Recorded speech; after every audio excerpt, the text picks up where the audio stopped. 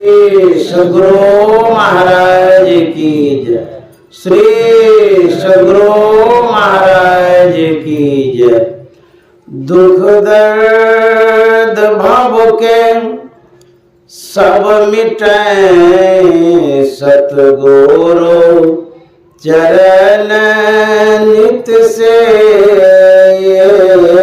दुख दर्द भव के सब मिटे सतगुरु चरण नित से। गुरु भक्ति बिन कछु ना बने मेरी सकल संतन कही। गुरु भक्ति बिन कछु ना बने। श्री सद्गुरु महाराज की जय। परमाराध्य सद्गुरु महाराज गुरुदेव महर्षि संत सिंह परमहंस जी महाराज नारायणपुर मधुरापुर शाहपुर के विशेष सत्संग प्रेमी। ये मधुरापुर का भी क्षेत्र है, इसीलिए आप लोगों को बहुत बहुत साधुवाद है। आज हम लोग आदरणीय संतोष माओ के द्वारा आमंत्रित सत्संग प्रेमी सत्संग कर रहे हैं। इनकी जो माँ है उनकी पुण्यतिथि है। बहुत खुशी की बात है, प्रसन्नता की बात है। यहाँ शिक्षा भी है और संस्कार भी है। सद्गुरु का संस्कार, संत का संस्कार, सत्संग का संस्कार, उन संस्कारों में सभी बच्चों को ढाल दिए थे। शिक्षा भी दिए और संस्कार भी दिए। शिक्षा के साथ जब संस्कार होता है वह पूर्ण व्यक्ति कहलाता है। सिर्फ शिक्षा ही रहे, संस्कार नहीं रहे तो बिना संस्कार का जो शिक्षा है बिना लगाम का घोड़ा होता है। शिक्षित व्यक्ति होते हैं लेकिन वो गलत कदम भी उठा लेते हैं, लेकिन जो संस्कारी व्यक्ति होते हैं वो गलत कदम नहीं उठाते। तो शिक्षा के साथ साथ संस्कार आवश्यक है, जरूरी है। तो ज्ञानानंद बाबू ने शिक्षा भी दिया बच्चों में, असंस्कार भी दिया। तो बच्चों को पूर्ण संस्कारी बना दिया है। यह श्राद्ध हमें बताता है कि कोई न कोई हम लोगों के बीच से चला गया है, तभी तो श्राद्ध कर्म करते हैं। अन्यथा श्राद्ध क्यों करते हैं? श्राद्ध जब भी होता है उस श्राद्ध से बोध मिलता है, शिक्षा मिलती है कि कोई न कोई मर गए। परिवार के लोग, परिवार में जो कोई सदस्य थे वो हम लोगों के बीच से चले गए। यह हमें अवश्य ज्ञात होता है कि एक न एक दिन हम भी जाएंगे। ये ध्रुव निश्चित है, क्योंकि यह संसार ही ऐसा बना है। आए हैं सो जाएंगे। राजा रंक फकीर एक सिंहासन चढ़ी चली एक बंधे जार जंजीर। जो भी आए हैं सबको एक दिन जाना होगा। लेकिन जाने का दो तरीका है, दो माध्यम है, दो प्रकार है। कहते एक सिंहासन पर चढ़ के जाएंगे, जंजीर में बंध के जाएंगे। सिंहासन पर चढ़ के कौन जाएंगे? जिन्होंने सत्संग किया है, ध्यान किया है, सत्कर्म किया है, पुण्य कर्म किया है, वो स्वसम्मान जाएंगे यहां से। इसके विपरीत जिन्होंने कार्य किया, अनर्थ, अन्याय, अनर्गल काम, वो जमराज के बंधन में बंध करके जाएंगे। इसलिए सत्संग की बड़ी आवश्यकता है।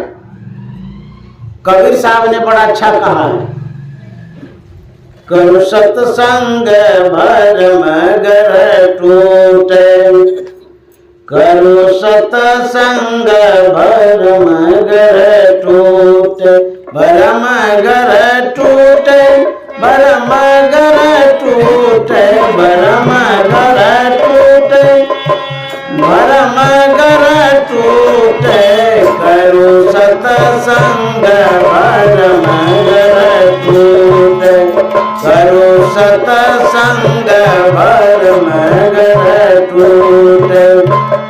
कबीर साहब कहते हैं सत्संग करिए तो भरम घर टूटेगा। भरम कहते हैं अज्ञानता को, अंधकार को, संशय को, आत्मज्ञान विहीनता को अज्ञानता कहते हैं।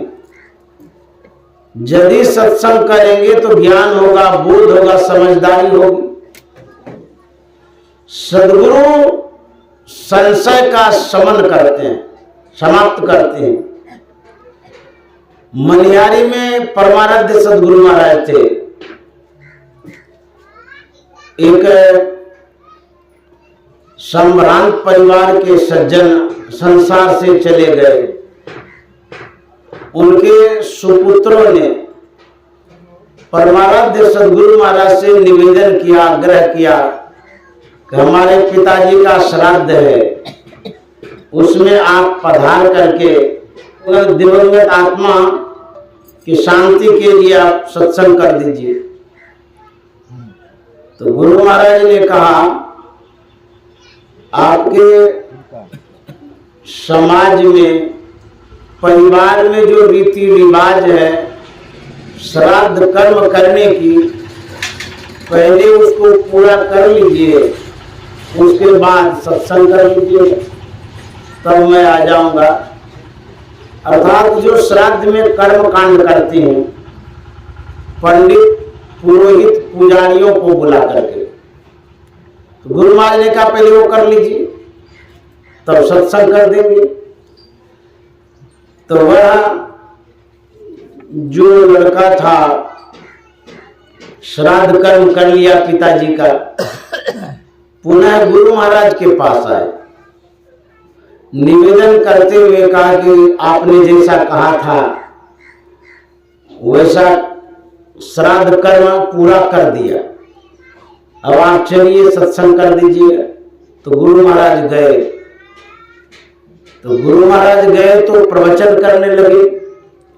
उसमें गुरु महाराज एक कहानी सुनाने लगे उन लोगों को कि एक लोग अपने पिता के श्राद्ध में पंडित जी को बुलाए थे, पुरोहित को बुलाए थे, श्राद्ध करा रहे थे। जो लड़का था बड़ा मायूस था, दुखी था और रो रहा था। पुरोहित ने उससे पूछा कि आप दुखी क्यों हैं, रो क्यों रहे हैं, बार बार आप रोते रहते हैं। बोले कि पंडित जी क्या कहेंगे, जब हमारे पिताजी शरीर छोड़ रहे थे उस समय उन्होंने कहा था कि मेरी अंतिम इच्छा है आम खाने की, लेकिन सीजन नहीं था, आम का समय नहीं था, आम खिला नहीं पाए। यह सेवा जो मैंने नहीं की वही अफसोस होता है कि पिताजी की अंतिम इच्छा थी वो भी मैंने पूरा नहीं किया। वही बातें याद आ रही है, इसीलिए रोना आ रहा है। पिताजी ने तो बहुत कुछ दिया, हमें जन्म दिया, एक तो ये ऋण है, पोसा पाला, पढ़ाया लिखाया, और जो भौतिक संपदा है यह भी हमें उन्होंने प्रदान किया। इसीलिए मुझे अफसोस हो रहा है कि मैंने आम नहीं खिलाया, इसीलिए रोना आ रहा है। तो पुरोहित ने कहा इसमें रोने की कोई बात नहीं है। पुरोहित ने कहा कि रोइए नहीं, पिताजी की जो इच्छा है उसकी पूर्ति हो जाएगी। तो उसकी पूर्ति कैसे होगी? बोले कि जितने पुरोहित हैं सबों को सोने का आम दान कर दीजिए, पिताजी को मिल जाएगा। तो इतना बड़ा बड़ा आम होता है, अब उतना उतना सोना सबको देंगे, कई पुरोहित से पूजा कराने वाले। पैसा भी बहुत था, बोले ठीक है व्यवस्था करते हैं। गए मंत्री के पास, तो मंत्री जी से कहा कि ऐसे ऐसे बात है, नहीं खिला पाए पिताजी को, तो अंतिम इच्छा की पूर्ति हुई नहीं, सेवा किए नहीं, बड़ा अफसोस है। तो पुरोहित जी ने उपाय निकाला। बोले क्या कहा? उन्होंने कहा कि सोने का आम बना करके सब पुरोहित को दे दीजिए, ये सेवा पूरी हो जाएगी। तो बोले ठीक है करिए। उसके बाद व्यवस्था किया गया, जितने पुरोहित पंडित थे सबके लिए सोना का आम बना दिया। उसके बाद मंत्री को बुलाने के लिए गया, अब चलिए दान पुण्य करेंगे। तो मंत्री जी रो रहे थे। तो लड़का ने कहा आप क्यों रो रहे हैं? तो बोले कि क्या कहेंगे, आपके पिताजी के पैर में, घुटने में बड़ा दर्द होता था। उन्होंने कहा था कि लोहा गर्म करके, सरसी जो होता है उसको थोड़ा सा इसमें दाग दीजिए तो हमको ये ठीक हो जाएगा। तो वो नहीं कर पाए बेचारा, उसी दर्द को लेकर के मर गए हैं, यही अफसोस है। तो बोले तो इसका क्या उपाय होगा? अब रोने से तो होगा कुछ नहीं। बोले उपाय एक है, जितने पुरोहित हैं उसके पैर को सरसी से दाग दीजिए तो वो मिल जाएगा, उसको ठीक हो जाएगा। बोले चलिए। तो जितना पुरोहित था उतना सरसी मंगाया गया, फिर आग में उसको दिया गया, लाल लाल जब हो गया तो सोना का आम भी लाया और सरसी भी लाया, गरम लाल वाला। तब आम देने लगे, सरसी भी उस पंडित को दागने के लिए कहने लगे। तो बोले ये क्या कर रहे हैं? बोले कि पिताजी को तो सोना का आम मिल जाएगा, और उनको पैर में दर्द था, वो उसी दर्द से मर गए हैं, तो आपके ठोने में दाग देते हैं तो दर्द ठीक हो जाएगा। सब पुरोहित भाग गया, बोला हमको नहीं चाहिए सोना का। बोले बाप रे बाप, इसको दाग दे तो ठोने जल जाएगा। ये गुरु महाराज कथा कह रहे थे। फिर क्या बोले कि जो पुण्यात्मा होता है उसके लिए जो आप लोग दान पुण्य करते हैं वो देने की आवश्यकता नहीं है, उसको मिलता नहीं है। वो तो जिनको आप देते हैं उनको मिलता है। यदि आप सत्संग करते हैं, ध्यान करते हैं, ये यज्ञ करते हैं, ये फलीभूत होता है। क्योंकि कोई भी व्यक्ति स्थूल शरीर को छोड़ देता है तो सूक्ष्म शरीर से जाता है। यदि दान किया हुआ जो कुछ भी है आपके पिताजी को या माताजी को या जिनका शरीर छोटा उनको मिलता, तो फिर तो स्थूल चीज उनको मिल जाता था, आप स्वयं क्यों नहीं पहुंचा देते? स्थूल शरीर तो यही रह जाता, सूक्ष्म शरीर से जाते। तो सूक्ष्म शरीर को स्थूल वस्तु की आवश्यकता नहीं है। या स्थूल वस्तु यदि आप देंगे भी तो कहाँ देंगे, कैसे देंगे? उनका तो शरीर है नहीं। तो जो कोई भोग भोगता है स्थूल शरीर में आके भोगता है। जैसे कर्म हम लोग जो करते हैं, कर्म के अनुरूप शरीर मिलता है और तब कर्म का फल भोगते हैं। तो शरीर जब तक धारण नहीं करते हैं भोग भोगने का चांस नहीं रहता। तो गुरु महाराज ने कहा सत्संग ध्यान करते हैं, इसी में उनको फल मिलता है। तो जो श्राद्ध करते हैं तो यह श्रद्धा से किया जाता है। आप पूजा पाठ करके भी श्राद्ध कर सकते हैं, तुलसी दल चढ़ा कर भी कर सकते हैं, पान फूल चढ़ा के भी कर सकते हैं, अक्षत चढ़ा के भी कर सकते हैं, सत्संग के द्वारा भी कर सकते हैं। श्रद्धा से जो समर्पण करते हैं उसको श्राद्ध कहते हैं। आप भावांजलि भी समर्पित करते, ये भी श्राद्ध है। सत्संग कर लिए भी श्राद्ध है। तो श्राद्ध का जो प्रारूप बताया जाता है कि ये इसी प्रक्रिया के द्वारा श्राद्ध किया जाता है, उतना ही नहीं है। चाहे पंडित बतावे, कर्मकांडी कोई बतावे, श्राद्ध का मतलब उतना ही नहीं है। आप अक्षत चढ़ाते हैं, पान चढ़ाते हैं, सुपारी चढ़ाते हैं, दुगड़ी चढ़ाते हैं, उसके बाद मिठाई उठाई चढ़ाते हैं, क्या इतना से ही श्राद्ध हो जाता है? तो वह एक रूप है श्राद्ध करने का, वह एक सामग्री है, संसाधन एक रूप है, लेकिन यह भी रूप है जो सत्संग कर रहे हैं। और सबसे श्रेष्ठ श्राद्ध सत्संग के माध्यम से ही होता है, क्योंकि यह जो सामग्री है ज्ञान की सामग्री है, ज्ञान का संसाधन है, जिसके द्वारा हम श्राद्ध करते हैं। यज्ञ हम लोग रुपयों से भी करते हैं, धन से करते हैं, अन्न से भी करते हैं, फल फूल से भी करते हैं। तो जो ज्ञान के द्वारा यज्ञ किया जाता है, उन यज्ञों को सबसे श्रेष्ठ माना गया है। द्रव्यमय यज्ञ, ज्ञानमय यज्ञ, अश्वमेध यज्ञ, वाजपेयी यज्ञ, कितना यज्ञ होता था पहले। तो जो ज्ञान यज्ञ होता है सभी यज्ञों से श्रेष्ठ माना गया है। ये मैं नहीं कह रहा हूं, शास्त्र में है, गीता में भी है, पुराणों में भी है। तो ज्ञान यज्ञ सबसे श्रेष्ठ यज्ञ होता है, और इसके द्वारा उन पुण्यात्मा को अवश्य शांति मिलेगी। एक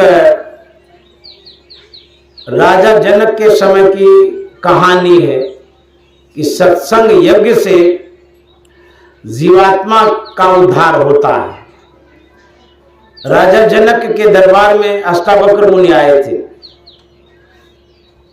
बहुत सारे लोग सत्संग में सम्मिलित हुए थे। अष्टावक्र मुनि मंच पर उपस्थित थे। राज दरबार है तो वहां तो लोगों की कमी नहीं थी, बड़ी भीड़ थी। उसी समय भगदड़ मच गया, लोग भागने लगे इधर से उधर। अष्टावक्र मुनि ने पूछा कि आप लोग इधर उधर क्यों भाग रहे हैं, क्या है, क्या हो गया है? लोगों ने कहा कि विषधर सांप आ रहा है, विशाल काय सांप, डर के मारे भाग रहे। बोले कि आप लोग डरिए नहीं, वो कुछ नहीं करेगा, आने दीजिए। तो लोगों ने आने दिया।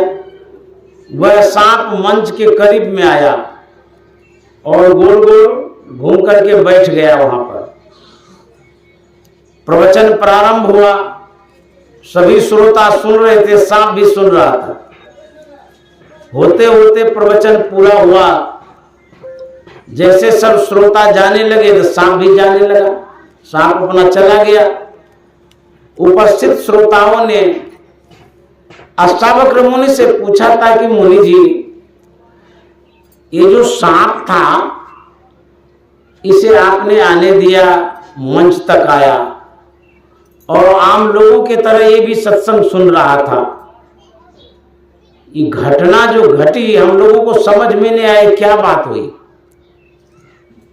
अष्टावक्र मुनि ने कहा था ये सांप साधारण सांप नहीं था, राजा जनक का पूर्वज था। कर्म की चूक हो गई थी, सांप योनि में चले आए थे और आज जो सत्संग उन्होंने सुना उसकी योनि चेंज हो गई, बदल गई और उसका उद्धार हो गया। इस तरह से जब सत्संग जीव सुनता है, प्राणी मात्र सुनता है, उसके जीवन में परिवर्तन आता है, बदलाव आता है। जीव उद्धार का द्वार पुकार का घट भीतर ही सत्संतों ने, गुरु महाराज ने कहा है, जीव के उद्धार का जो मार्ग है वह हमारे अंदर में ही है। संसृति संताप से कांप रहे, भव भौर भ्रमत जीव हाँप रहे, तिन ढाढ़स दे समझाए कहे गुरु नाम सुमर सत्संतन। गुरु महाराज ने कहा ये जो जीव है, प्राणी, मानव, कहते हैं संस्कृति संताप से कांप। इस संसार में जो लोग हैं, ये जो संसार है, इसमें जीव हाँफ रहा है, परेशान है, दुखी है, कष्ट भोग रहा है। किस तरह से दुखी है? कहते जैसे घोड़ा पराग के लिए भटकते रहता है, एक फूल से दूसरे फूल पर जाता है, इधर उधर घूमता फिरता रहता है, उसी तरह से संसार के प्राणी त्रेतापों से संतप्त होकर के भटक रहे हैं। गुरु महाराज कहते हैं ढाढ़स दे समझाए के, मैं उन्हें आश्वासन देता हूं, सांत्वना देता हूं, ढाढ़स देता हूं, एक सहारा देता हूं। क्या सहारा गुरु महाराज देते हैं? कहता है गुरु नाम सुमर सत्संतन, यही एक सहारा है। यदि आप अपना उद्धार चाहते हैं, कल्याण चाहते हैं, दुखों से मुक्ति चाहते हैं, फिर अवलंब एक सहारा गुरु महाराज देते हैं, गुरु का नाम ले लीजिए, यही सहारा है। गुरु नाम सुमर सत्संतन। इस सहारे से आप भवसागर से पार हो सकते हैं। यह गुरु महाराज की बड़ी कृपा रही है। गुरु महाराज ने कहा है मास आसीन जगत बासीन, चेत चित में लाइए, जीवनो थोरो है क्यों, जगत में गफिलाइए, जीवनो थोरो है क्यों, जगत में गफिलाइए। गुरु महाराज कहता है संसार के लोगों, जगतवासी, संसार में बसने वाले, संसार में रहने वाले, चेत चित में लाइए, सावधान हो जाइए, चेत जाइए और चित में लाइए। ग्रहण क्या करना है, अपने अंदर में क्या लाना है? गुरु महाराज कहता जीवनो थोड़ो है क्यों, जगत में गफलाइए, यही अपने अंदर में प्रवेश करा लीजिए। इस बात को लिख लीजिए, गांठ बांध लीजिए कि जीवन जो है ना थोड़ा है, जीवन थोर भया भव भोर, कहाँ धन जोर करोड़ कमाए। ये जो जीवन है बड़ा अल्पकालिक है, क्षणिक जीवन में हम लोग हैं। इसी को याद दिलाने के लिए गुरु महाराज ने कहा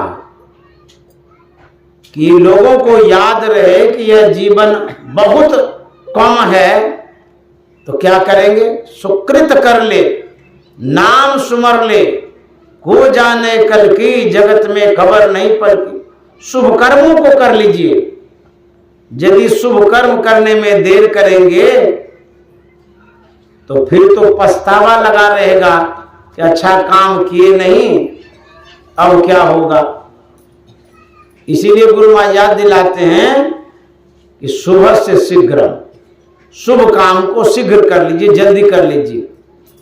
छन छन पल पल समय सिरावे, नर्तन दुर्लभ हिरन पावे। छन छन पल पल समय सिरावे, नर्तन दुर्लभ हिरन पावे। गुरु महाराज कहते हैं कि छन छन पल पल समय सिरावे। ये जो मानव जीवन है एक एक क्षण में घटते जा रहा है, समाप्त होते जा रहा है। बालापन में थे, युवापन में आए, युवापन से वृद्धापन में आए, अब यहां से जाने की बारी है, यहां से संसार छोड़ देंगे। तो गुरु महाराज कहते हैं दुर्लभ मानुष तन करिए गुरु भजन। ये मनुष्य का शरीर दुर्लभ है और दुर्लभ काम गुरु का भजन कर लेना चाहिए। ये संत महात्मा याद दिलाते हैं। माघ भूखा बाघ काल के मुख पड़ो है बाबरे, होश कर तो सवेरे, बचो ध्यान के दावरे। होश कर तो सवेरे, बचो ध्यान के दावरे। गुरु महाराज कहते हैं हम लोग भूखे बाघ के मुंह में पड़े हुए हैं, काल रूपी बाघ। कहते हैं होश कर चेतो सवेरे, बचो ध्यान के दावरे। कैसे बचेंगे? ध्यान के पेच से, तौर तरीके से, साधन से। और कोई साधन नहीं है काल से बचने का। काल मुख से नींबू की भागो, ध्यान के बल भाई रे। ऐसो सर खोइया तो रोइया पछताई रे। ऐसो अवसर खोइया तो रोइया पछताई रे। गुरु महाराज कहते हैं यदि इस अवसर को खो देंगे, यह समय यदि बीत जाएगा, कहते फिर रोना पड़ेगा। रोइयो पछताए रे। तो जो पछताना पड़ेगा उसके लिए हमको यदि बचना है तो ध्यान करें, तब पछताना नहीं पड़ेगा। गुरु महाराज हम लोगों को ध्यान सत्संग के लिए बता गए, अपने स्वयं किए और हम लोगों को भी बता गए। उनकी बड़ी कृपा रही है गुरु महाराज की जो यह ज्ञान दिया। गुरु महाराज यदि ज्ञान नहीं देते तो हम आज किस स्थिति में होते कोई पता नहीं। हमारी क्या स्थितियां होती, किस दशा में होते ये भी पता नहीं। जब हम संतों के कहे अनुसार चलते हैं हमारा उद्धार होता है, कल्याण होता है। यदि अपने विचारों में परिवर्तन नहीं लाएंगे, जैसा आपका विचार है उसके अनुरूप चलते रहेंगे, तो आप देख लीजिए आपको सुख है कि दुख है। भगवान बुद्ध ने कहा है हमारी वर्तमान हालत हमारे विचारों का परिणाम है। व्यक्ति जैसा जैसा सोचता है वैसा वैसा ही होता है। हम जिस स्थिति में अभी हैं वो हमारी सोच का परिणाम है, फल है। हमारे विचारों का परिणाम है, फल है। जिस स्थिति में अभी हैं, यदि इसी में आप खुश हैं तब तो किसी का विचार लेने का जरूरत ही नहीं है। यदि आप बेहतर चाहते हैं, इस जीवन से बढ़कर के चाहते हैं कि नहीं नहीं हमारा जीवन और सुदृढ़ हो, मजबूत हो, सुखद हो, तो संतों की बात को माननी पड़ेगी। क्योंकि उन्होंने जो रास्ता बतलाया है वह रास्ता सुखदायी है। तो अपने विचारों को जब बदलेंगे, दूसरे के विचारों को जब स्वीकार करेंगे, तब ये तो आप में परिवर्तन होगा। यदि आप अपने विचारों पर हठ रखेंगे कि नहीं नहीं हम ठीक है करते हैं, फिर आप में कोई परिवर्तन नहीं होगा, जैसा है वैसा ही रहेंगे। तो किनके विचारों को माने? तो जो श्रेष्ठ जन हैं, जो संत जन हैं, जो गुरुजन हैं, जो सज्जन हैं, जो शास्त्र की बात है। जैसे आपके घर में कोई बूढ़े बुजुर्ग होते हैं तो उनसे विचार लेते हैं कि हमारा जो यज्ञ है किस तरह से संपन्न और संपादित होगा, आप थोड़ा सलाह दीजिए, सुझाव दीजिए। बच्चे से तो नहीं पूछने जाएंगे, आप तो जानते हैं बच्चा क्या सलाह देगा, उसको तो ज्ञान ही नहीं है। बड़े से पूछते हैं, उनके विचार के अनुरूप यदि चलते हैं तो आपका कार्य सिद्ध होता, सही होता है। ठीक उसी तरह से हम किनका विचार माने जो हमारे जीवन में परिवर्तन होगा, बदलाव आएगा, हमारा जीवन बेहतर होगा। तो संतों ने कहा सबसे बड़े है संत, दूसरा नाम है, तीजे 10 अवतार तिन्हें प्रणाम है, ब्रह्मा विष्णु महेश सकल अवतार है, अरे हारे पलटू सबके ऊपर संत मुकुट सरदार। सबसे बड़े संत होते हैं, संत के विचार के अनुरूप चलना चाहिए, तब आपका जीवन बड़ा होगा, बेहतर होगा, बढ़कर के होगा। इसलिए संतों के मतानुसार चलना चाहिए। गुरु महाराज ने तो कहा संत मता बिनु गति नहीं, सुनो सकल दे कान, जो चाहो उद्धार को तो बनो संत संतान। जब तक संत के मत के अनुसार नहीं चलेंगे तब तक आपका कल्याण नहीं होगा। परम संत तुलसी साहब ने कहा है, जग बेहोश बूझे नहीं संत मते की बात, संत मते की बात लात जमता ते मारे। संत की बात को जो नहीं मानता है उसको लात मारता है जमराज। संत की बात को माननी चाहिए। गुरु महाराज ने कहा है, संत मते की बात कहूं साधक हित लागी, कहूं अरिल पद जोरी जानी कर यही बड़ भागी। गुरु महाराज कहते हैं मैं संत मत की बात कहता हूं, अपनी बात नहीं। किसके लिए कहता हूं? साधकों, सज्जनों, सत्संग प्रेमियों के हित के लिए कहता हूं। क्योंकि जो संतवाणी होती है सबके सुख के लिए होती है, सबके हित के लिए होती है, समाज के कल्याण के लिए होती है संतवाणी। इसीलिए गुरु महाराज कहते हैं कि साधक हित लागी, कहूं अरिल पद जोरी जानी कर यहीं पर भागी। बातें हैं अनमोल, मोल नहीं एक ही एक की।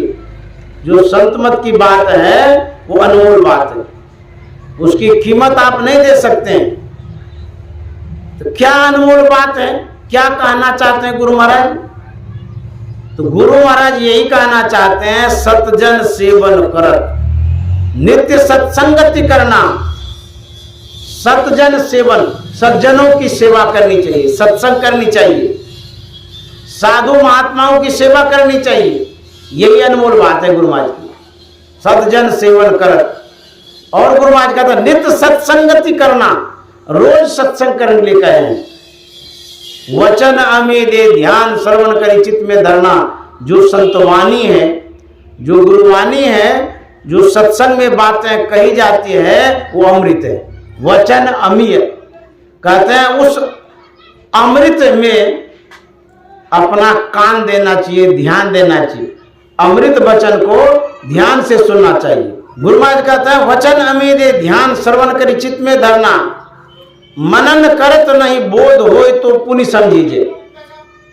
यदि आप सत्संग की बातों को सुनते हैं, समझ में बातें नहीं आती है तो फिर से सुनिए, पुण्य समझीजे। गुरु महाराज कहते हैं समझ बोध यदि होए रहनिता सम कर लीजिए। यदि बातें समझ में आ जाए उसी के अनुरूप अपने जीवन को ढाल लेना चाहिए। जब गुरु महाराज संत मत से जुड़े हुए नहीं थे, इस ज्ञान की खोज कर रहे थे। गुरु महाराज संत मत के ज्ञान को खोज रहे थे। खोजते खोजते खोजते बाबा देवी साहब के करीब जब पहुंचे, संत मत का सही ज्ञान उनको मिला गुरु महाराज को। तो बाबा देवी साहब ने एक बार पूछा था कि लाला संत मत में आने के पहले तुम किस मत में थे?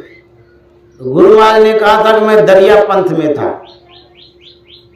तो बाबा देवी साहब ने कहा था कि लाला तू पहले दरिया पंथ में था, अब तू समुद्र मत में आ गया। संत मत समुद्र मत है, इसमें अगाधता है, विशालता है, डीप है, गहराई है, इसका था पाना सबके लिए मुश्किल है। तो जब गुरु महाराज खोज रहे थे, ज्योत राम राय में थे, अपने गुरु रामानंद स्वामी के पास, दरिया पंथ के थे वो। खोजते खोजते पता चला, किसी ने बताया कि धीरज लाल गुप्त यहाँ हैं, उस संत मत की बातें समझाते हैं, बताते हैं, सिखाते हैं। तो गुरु महाराज गए उनसे मिलने के लिए। धीरज लाल गुप्त गृहस्थी थे, अपनी जीविका स्वावलंबी बिताते थे, साधना करते थे, बाबा देवी साहब के शिष्य थे। तो गुरु महाराज ने कहा था कि मैं आपसे बात करना चाहता हूं। उन्होंने कहा था कि मुझे दिन में अवकाश नहीं मिलता, क्योंकि घर गृहस्थी का काम होता रहता है, हमको कोई अपना काम धंधा भी है। यदि आपको रात्रि में समय मिले तो मैं समय दे सकता हूं। तो गुरु महाराज ने कहा था कि मुझे भी रात्रि में ही समय मिलता है, क्योंकि दिन भर गुरु की सेवा करते हैं और रात में 10-11 बजे के लगभग सेवा करके फुर्सत में आते हैं। तो बोले ठीक है, जब आपको समय मिले तो आ जाइएगा। तो गुरु महाराज 12 बजे के लगभग धीरज लाल गुप्त के पास जाते थे। एक दिन नहीं, 3 महीनों तक संत मत की बातें गुरु महाराज समझते रहे। और दोनों योगी पुरुष थे, योग्य पुरुष थे। जब भी गुरु महाराज जाते थे रात में, धीरज लाल को सोए हुए नहीं पाते थे, बल्कि कुछ न कुछ काम करते हुए जगे हुए पाते थे। 3 महीनों तक न तो गुरु महाराज सोए दिन में, न रात में, न धीरज लाल गुप्त सोए। 3 महीनों तक संत मत की बातें हुई थी। तो सबसे पहले गुरु महाराज ने यही कहा था कि सत्संग क्या है।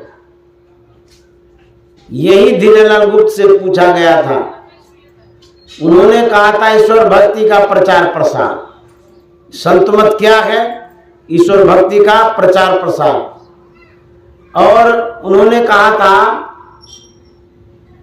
कि सभी संतों का जो मत है वही संत मत है। इस तरह से बहुत सारी जिज्ञासाएं गुरु महाराज की थी। तो 3 महीनों में गुरु महाराज ने समझते समझते संत मत को समझा था। तो जब समझ लिए तब गुरु महाराज ने कहा था कि मैं आपसे दीक्षा लेना चाहता हूं।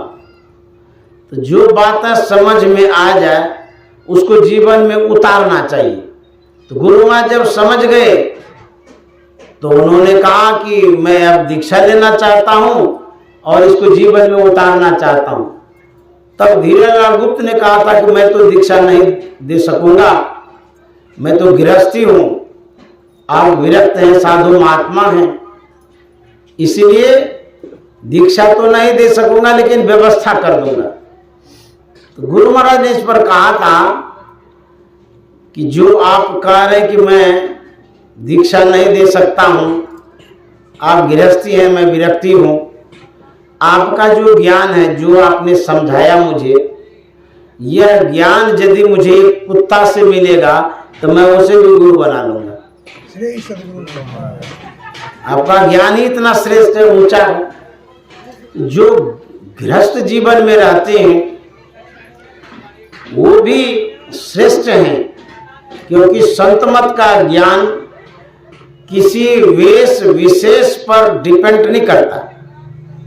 किसी में भी वो ज्ञान हो सकता है, महिला में भी, पुरुष में भी, हिंदू में भी, गृहस्थी में भी, विरक्ति में भी, बच्चे में भी, बूढ़े में भी, पढ़े में भी, अनपढ़ में भी, कहीं भी ये ज्ञान टिक जाएगा। ऐसा संत मत का ज्ञान है। तो जिसमें यह ज्ञान टिक जाता है, जिसको यह ज्ञान हो जाता है, वो गृहस्थ वेश में भी वो साधक है, साधु है, संत है, महापुरुष है। बाबा देवी साहब तो कोट पहनते थे, काला कोट, जो वकील लोग पहना करते हैं। कितने बड़े संत थे। उन्होंने जो साधना की, आसनी घिस गई थी, चूतर में ठेला पड़ गया था, और इतने सिद्ध पुरुष थे कि वैसे संत मिलना बड़ा मुश्किल है। उन्होंने ये आदर्श दिया, दिखाया कि किसी वेश में भी भजन हो सकता है। तो हमारे गुरु महाराज ने यही कहा कि जितने मनुष्य संधारी प्रभुक्ति कर सकते सभी, अंतर व बाहर भक्ति कर घटपट हटाना चाहिए। जो भी मनुष्य हैं, कोई भी है, सब कोई भक्ति कर सकते हैं, सब कोई भजन कर सकते हैं। इसलिए यदि बात समझ में आ जाए, कहते हैं उसके अनुरूप अपने जीवन को ढालना चाहिए। बाबा देवी साहब ने जो गुरु महाराज को सिखाया, बताया, तो गुरु महाराज ने सुना, सीखा। तो गुरु महाराज ने कहा था, संतान मत भेद प्रचार किया, गुरु साहब बाबा देवी ने संतान मत भेद प्रचार किया, गुरु साहब बाबा देवी ने संतान मत भेद प्रचार किया।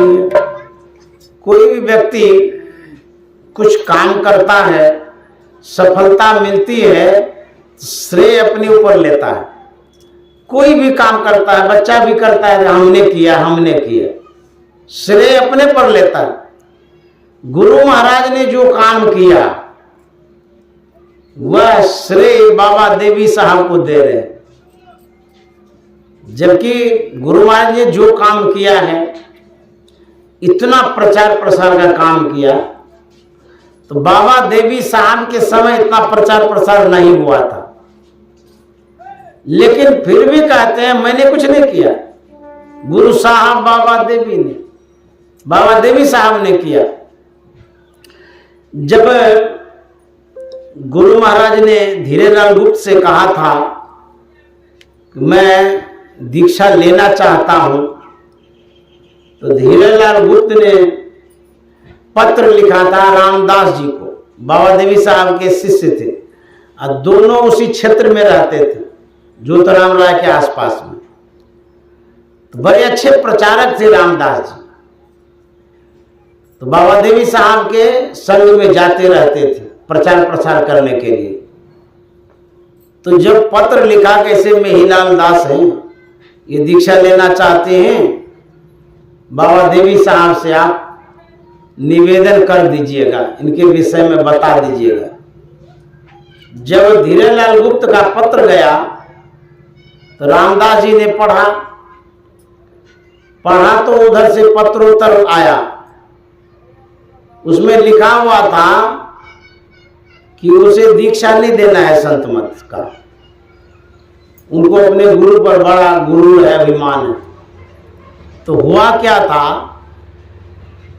जब गुरु महाराज संत मत की खोज कर रहे थे, नादानुसंधान की खोज कर रहे थे, जो उनके गुरु जी रामानंद स्वामी, उनसे जब कहते थे ना, तो वो कहते थे जो बतला दिया वही करो, आगे की बात पूछते थे बताते ही नहीं थे। तो गुरु महाराज रोने लग जाते थे। एक दिन की बात है, इसी सोच में कि सही ज्ञान तो मिल नहीं रहा है, ईश्वर प्राप्ति का तो क्या होगा, कोई बताने वाले भी नहीं मिल रहे, नींद भी नहीं आ रही थी, गुरु महाराज रो रहे थे। रोते रहे रोते रहे रोते रहे, भोर हो गया, रोते रोते नींद आ ही नहीं रही थी। जब भोर हो गया, एक क्षण के लिए आंख लग जाती है गुरु महाराज की। तो जो एक क्षण में आंख लगी, स्वप्न में आ गए गुरु महाराज। स्वप्न में देखते हैं कि दो महात्मा आए, वे आश्वासन देते हैं, आशीर्वाद देते हैं कि तुम जिस खोज में हो वो अब दूर नहीं है, अब यथाशीघ्र तुम्हें वो चीज मिल जाएगा। तो गुरु महाराज को आश्वासन दिए, उसके बाद अदृश्य हो गए। गुरु महाराज की नींद खुलती है। उसी समय भोर में रामानंद स्वामी जो गुरु महाराज के गुरु थे, उन्होंने कहा कि फलाने जगह जाओ, वो काम है, वो काम करके आओ। तो गुरु महाराज रात भर तो जगे हुए थे, फिर भी गए। तो जब गुरु महाराज गए तो वो जो रामदास जी थे वो जानते थे कि महर्षि में ही लाल ये ज्ञान की खोज में तो है, लेकिन इसको मिल नहीं रहा है। तो उनके मन में हुआ कि कुछ इनको बतावे, संत मत की बात है। तो गए थे पोस्ट ऑफिस में, कोई काम था, वो कर लिए। उसके बाद लौट रहे थे, ये भी पहुंच गए थे रामदास जी भोरे भोर, बात करेंगे, यही मौका है। तो गुरु महाराज को रोके, उसके बाद संत मत की बात कहने लगे। तो गुरु महाराज को जो भी बात कह रहे थे अनमनस्क ढंग से सुन रहे थे, मन से नहीं सुन रहे थे। इसलिए नहीं सुन रहे थे, गुरु महाराज ने सुना था कि जो संत मत वाले हैं गुरु और देवता को मानते ही नहीं है, किसी ने कह दिया होगा, इसीलिए उनकी बातों को स्वीकार ही नहीं कर रहे थे, ऐसे सुन रहे थे। अब घेर करके कह रहा है तो सुनबन करेगा। उसके बाद गुरु महाराज से जो कुछ भी वो कहा गया, इन्होंने कहा कि मैं आपकी बातों को नहीं मानता, आप गुरु और देवता को मानते नहीं है। तो रामदास जी जो कहना चाह रहे थे सो तो कहिए दिए, लेकिन गुरु महाराज जो नहीं सुने ठीक से, आवेश में आकर के रामदास ने कहा आप जिस गुरु के पास हैं उसको तो ज्ञान ही नहीं है, और आपको सही ज्ञान वो कहां से देंगे। इस पर गुरु महाराज गुस्सा गए, खबरदार जो गुरु की निंदा की। तो गुरु महाराज गुस्सा गए, उसको डांट भी दिए। बातें तलखी में बदल गई, रामदास भी गुस्सा गए और गुरु महाराज भी गुस्सा गए, तो दोनों आ गए। तो वही रामदास ने कहा था कि इनको गुरु पर बड़ा गुरु रहे, कोई दीक्षा उसे नहीं देना है। तो जब पत्र आया तो धीरेलाल गुप्त ने पढ़ा, गुरु महाराज को भी पढ़ाया। बोले कि देखिए आपके विषय में क्या आया है, अब हम क्या करें।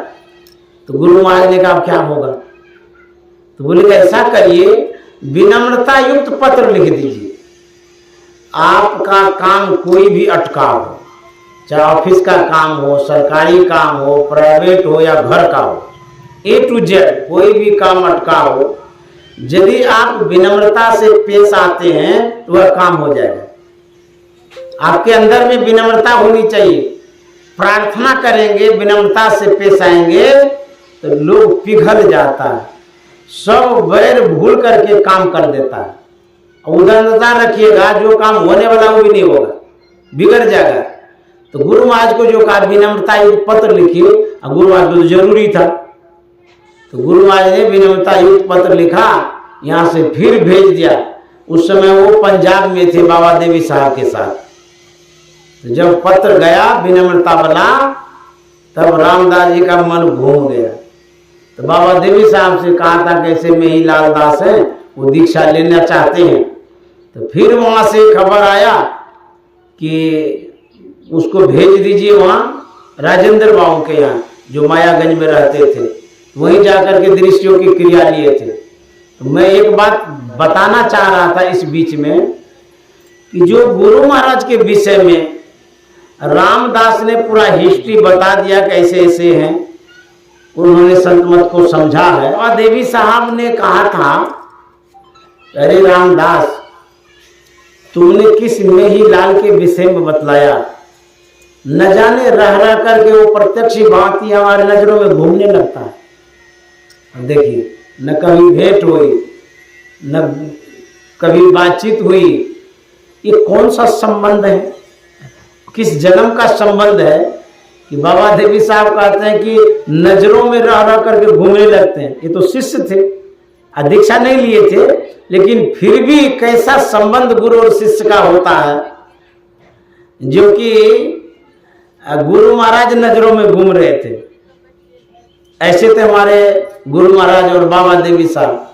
तो गुरु महाराज ने कहा, संतन मत भेद प्रचार किया, गुरु साहब बाबा देवी ने संतन मत भेद प्रचार किया।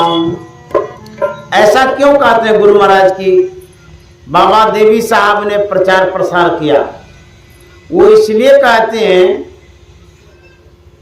कि मेरी जो स्थिति थी कैसी थी, थे अंध बने फिरते बाये, अंतर पथ भेद न थे जाए, थे अंध बने फिरते बाये, अंतर पथ भेद न थे जाए, हम बोधि बुझाए सुझाए दिया, गुरु साहब बाबा देवी ने हम बोधि बुझाए सुझाए दिया। गुरु महाराज कहते हैं, हम उस स्थिति में थे, मेरी अंतर की आंखें खुली भी नहीं थी, अज्ञान अवस्था में था,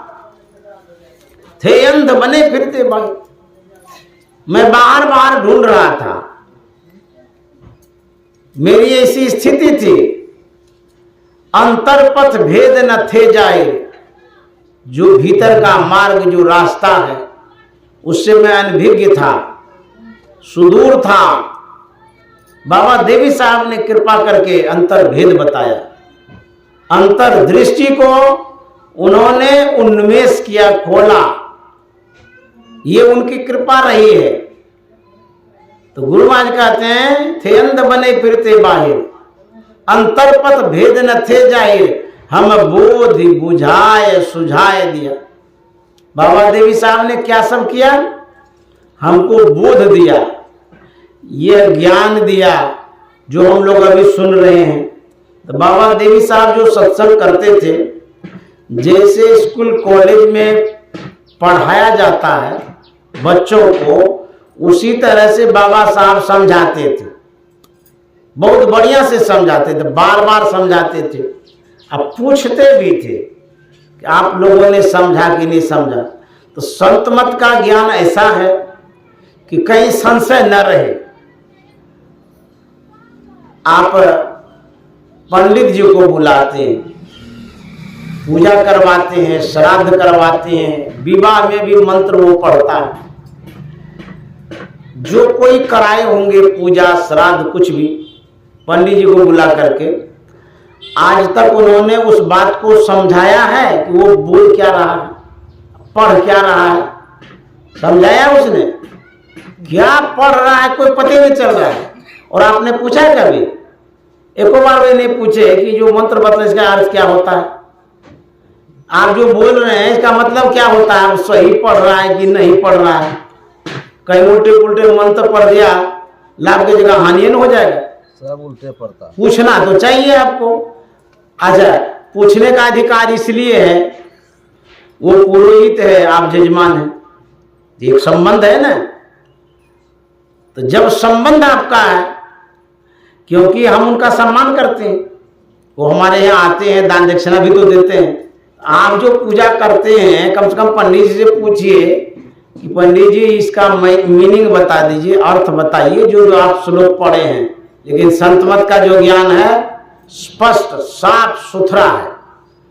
जो पढ़े लिखे नहीं है उनको भी ऐसा समझाया जाता है, वो भी समझ जाते हैं।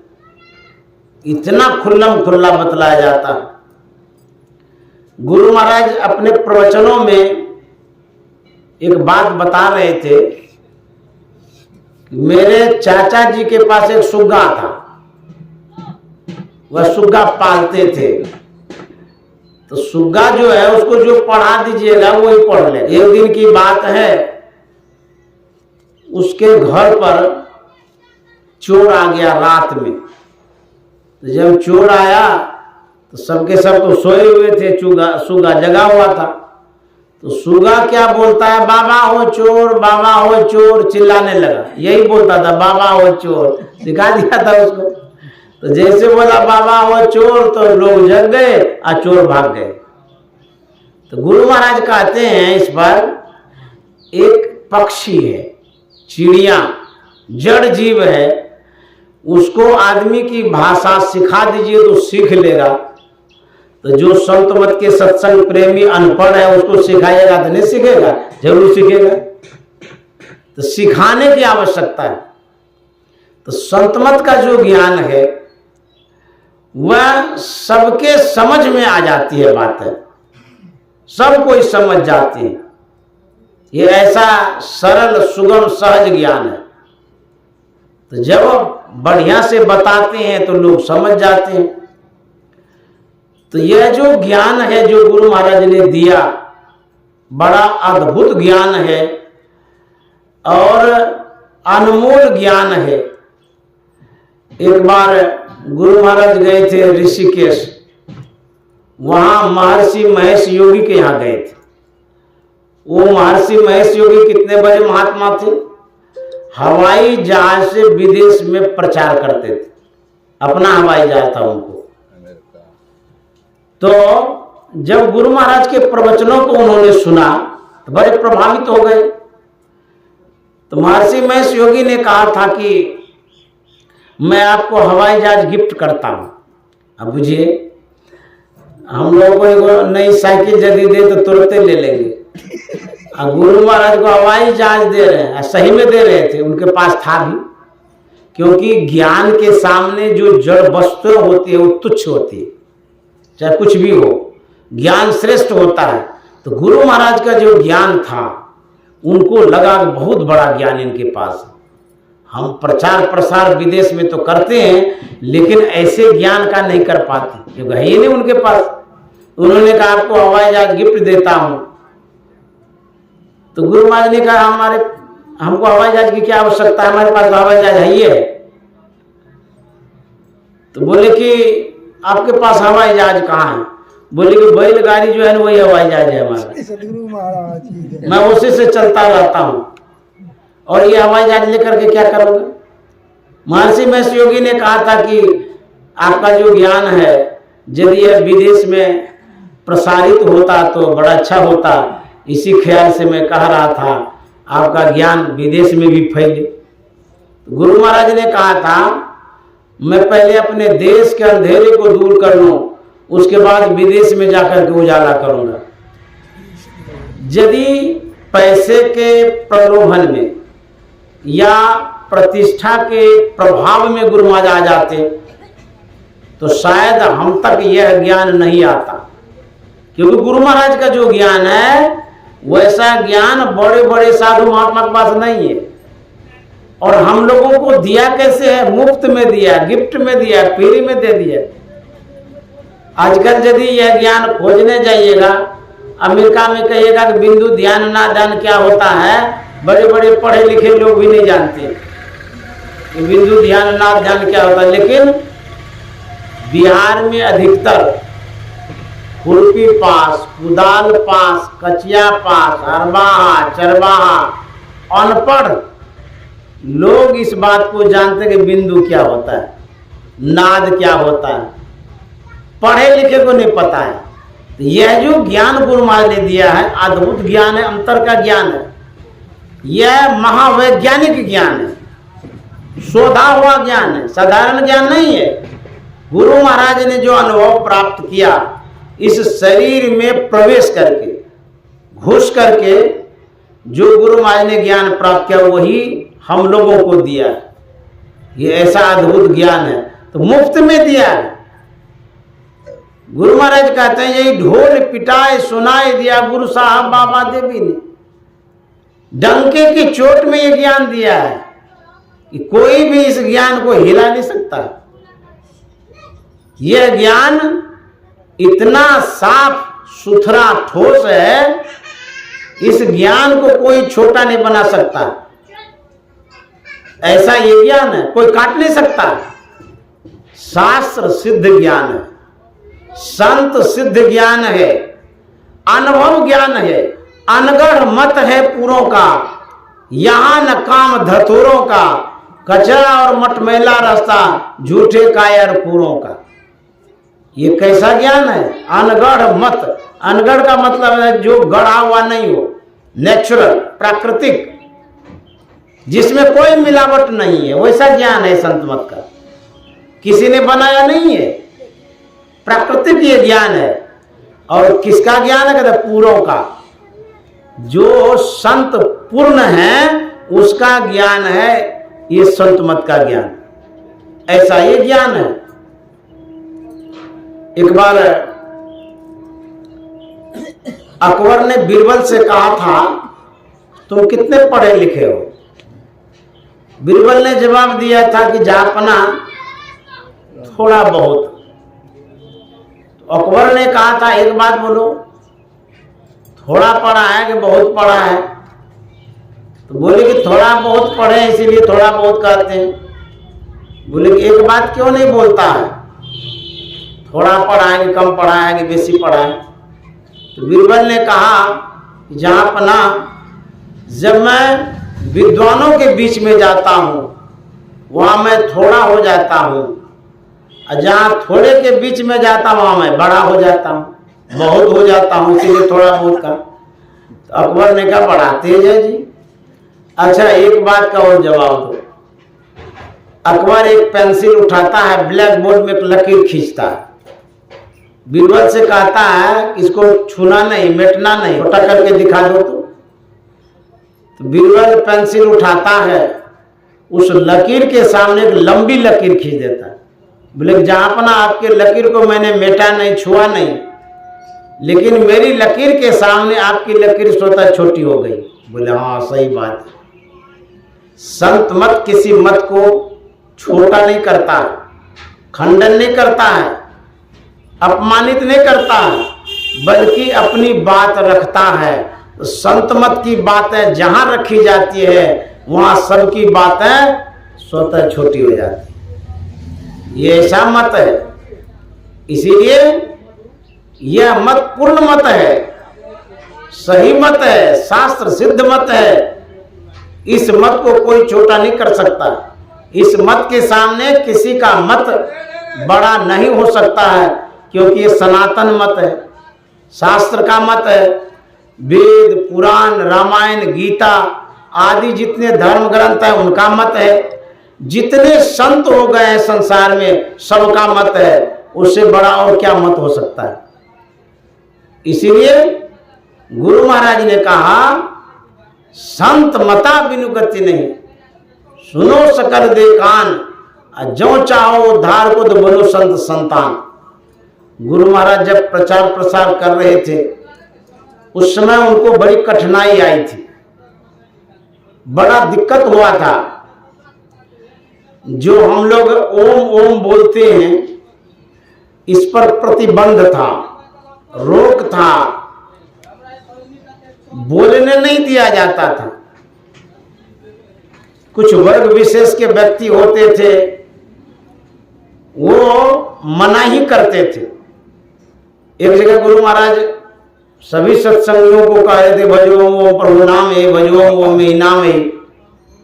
ऐसा एक व्यक्ति आया जिसने कहा, आप सबको ओम ओम कहलवाते हैं, सब ओम कहने के तो अधिकारी नहीं है, क्योंकि शास्त्रों में लिखा हुआ है स्त्री और शूद्र ओम नहीं कह सकता है।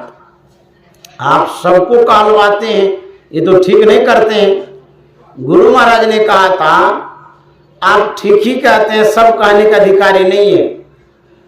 वो कहने का अधिकारी नहीं है जिनके मुंह में आवाज नहीं है, जो गूंगा है, लेकिन जो बोल पाता है सब ओम कहने का अधिकारी है। ये अधिकार गुरु महाराज ने दिलाया। गुरु महाराज इतने कृपालु दयालु थे। और गुरु महाराज जब प्रचार प्रसार करते थे तो एक जगह गुरु महाराज को जान से मारने के लिए कुटिया में आग लगा दिया। अब बुझिए तो इतने अच्छे संत और इनको भी मारना चाह रहे थे। तो किसी किसी व्यक्ति को जो कुछ भी अच्छा चीज होता है उसको अच्छा नहीं लगता। जैसे बड़ा अच्छा फूल खिला हुआ है, कोई कोई आदमी आएगा उसको मरोड़ देगा। अच्छा तो है लेकिन बर्दाश्त नहीं तो उसको मरोड़ देता है, मुरझा देता है उस फूल को। उसी तरह से जो ज्ञान था संत मत का, गुरु महाराज जो प्रचार प्रसार कर रहे थे, कुछ हम समाज में ऐसे वर्ग के लोग थे जिसे अच्छा नहीं लग रहा था। वो नहीं चाहते थे कि सभी को ये ज्ञान मिले, तो सबको ज्ञान गुरु महाराज देना चाह रहे थे। इसीलिए गुरु महाराज ने सब कुछ सहा, बहुत कष्टों को सहा और हम लोगों को कृपा करके अपनाया और आज वो ज्ञान दिया है। तो गुरु महाराज ने जो ज्ञान दिया, शुद्ध ज्ञान दिया है, पवित्र ज्ञान दिया है, इसीलिए हम लोगों को चाहिए इस ज्ञान को अपनावें, इस ज्ञान के अनुकूल चलें, तब हम लोगों का कल्याण होगा। तो गुरु महाराज ने जो कष्ट सहा, हम लोगों को भी चाहिए कि प्रचार प्रसार में यदि थोड़ा बहुत कम बेश सम्मान हो तो सह लेना चाहिए, थोड़ा बहुत कष्ट भी हो तो सह लेना चाहिए, जैसा गुरु महाराज ने किया। गुरु महाराज दीन दुखियों के यहाँ जाते थे, सभी जातियों के यहाँ जाते थे, जो गरीब से गरीब होते थे वहां भी चले जाते थे, क्योंकि प्रचार प्रसार करना था। तो गुरु महाराज ने सबको अपनाया। घाट में गुरु महाराज थे, बाहर बरामदे पर बैठे हुए थे। संत जो होते हैं वो संसार को नहीं देखते हैं और संसार उनके भीतर में नहीं होता है, अपनी सूरत को समेटने में रहते, सूरत का सिमटाव करते रहते, अंतर्मुखी होते संत। गुरु महाराज बैठे थे और सेवा में पूज्य भगीरथ दास जी महाराज थे। तो गुरु महाराज अंतर्मुख हो गए। अंतर्मुख होने से शरीर जड़वत हो जाता है, गर्दन झुक गई। तो गर्दन जब झुक गई तो भगीरथ बाबा के मन में होता, गुरु महाराज होने लगे, सोएंगे, तो अंदर ले जाते हैं, वहां सुला देंगे। तो पूज्य भगीरथ बाबा कान के पास जाकर के कहते हैं, हुजूर अंदर चला जाए। तो गुरु महाराज यथावत रहे। उसके बाद भगीरथ बाबा के मन में होता है, गुरु महाराज नहीं सुने, धीरे धीरे कहे इसीलिए नहीं सुने। फिर जोर से कहता है, हुजूर अंदर चला जाए। जैसे जोर के से कहे अंदर चला जाए तो गुरु महाराज डांटते हुए कहते, अरे हम तो अंदर में, अब कौन सा अंदर ले जाएगा। जोन चाल संसार की तोन साधु की नाई, संतन की गति गोई, दादू जाने न कोई। संत की जो गति होती है, चाल, वो पैर से नहीं चलते, सूरत से चलते, अंतर्मुखी होते हैं वो।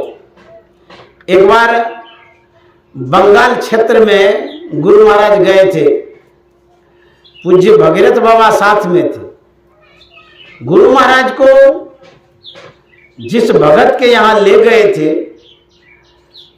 उसके मकान पर गुरु महाराज को ले जाना था और 3 महला मकान था।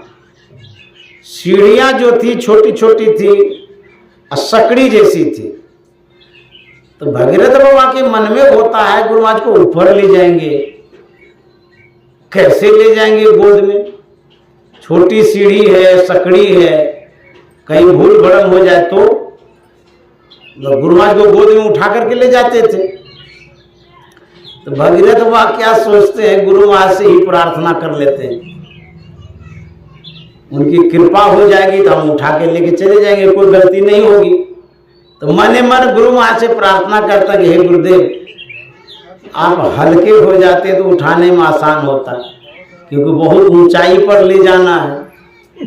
तो गुरु महाराज से प्रार्थना किए, प्रार्थना करके प्रणाम करके गुरु महाराज को उठाने लगे। जैसे गुरु महाराज को स्पर्श करते हैं ऐसे उठाते हैं, गुरु महाराज एकदम छोटे बच्चे के समान हल्के हो गए, समझे। गुरु महाराज को ऊपर ले गए, उसके बाद जब तक रहना था रहे, फिर अब नीचे उतारेंगे। भगीरथ बाबा के मन में होता है, वो नीचे में प्रार्थना किए थे तो गुरु महाराज हल्के हो गए थे, फिर एक बार प्रार्थना कर लेते हैं क्योंकि नीचे उतारना है। फिर गुरु महाराज से प्रार्थना करते हैं कि हे गुरुदेव, ऊपर तो ले आए, अब नीचे ले जाना है, एक बार और हल्के हो जाता तो अच्छा रहता। तो गुरु महाराज को प्रार्थना किए, उसके बाद उठाए। जैसे उठाए उनके हाथ में लगा कोई फूल आ गया है, इतने हल्के हो गए गुरु महाराज। संत रिद्धि सिद्धि को प्राप्त किए होते हैं। मन की जाने सबे गुरु कहाँ छिपा गए, तो मन की बात जानते हैं। तो गुरु महाराज ऐसे ही थे। तो उन्हीं संतों के सानिध्य में रहने वाले हम सब हैं। कि प्रार्थना है कि गुरु महाराज लंबी आयु दें और खूब बढ़िया से सत्संग करते रहें, जब तक सांस रहे तब तक सत्संग करते रहें। श्री सद्गुरु महाराज की जय।